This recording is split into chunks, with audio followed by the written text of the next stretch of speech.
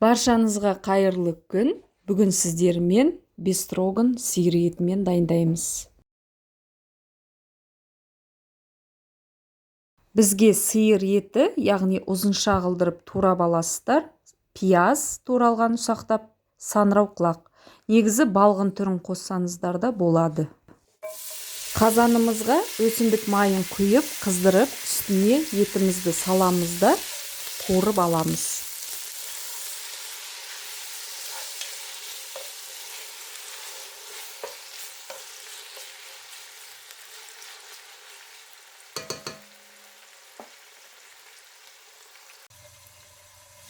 Етімізді жақсылап қуырып алғаннан кейін, суы кеткеннен кейін, ұсақтап туралған пиязымызды қосамыз да араластырып аламыз.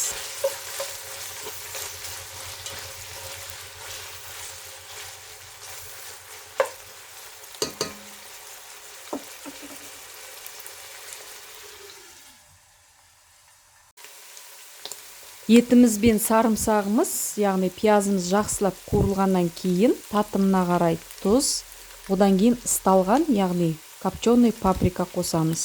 Дәмі өте керемет болып шығады. Одан аздап қара бұрышты қосасыздар. Жақсылап араластырып, етін жауып қуырып аламыз. Негізінде паприканың орнына томат пастасын қоссаңыздар да болады. Бірақ ысталған паприкамен дәмі ерекше болып шығады тамақтарыңыздың. Мен бір кеседей қайнап тұрған су қостым. Себебі етім қаттылау болғандықтан кішкене бұқтырып аламыз. Егер еттеріңіз жұмсақ болса, онда суды аздап қоссаңыздар болады. Су тартылғанша етін жауып, бұқтырып алғаннан кейін туралған саңырауқұлақты қосамыз да осылай жақсылап араластырып, тағы да мейлінше бұқтырып аламыз.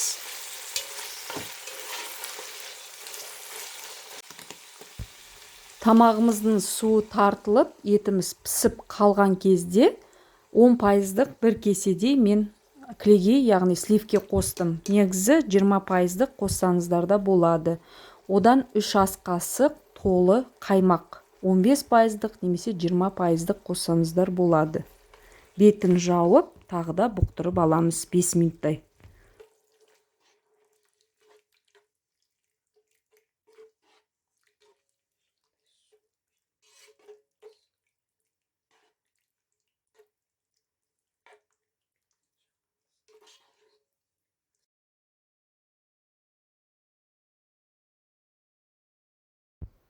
Осымен біздің оңай кешкі немесе түскі асқа жазсаңыздар болады. Бестроганымыз дайын болды.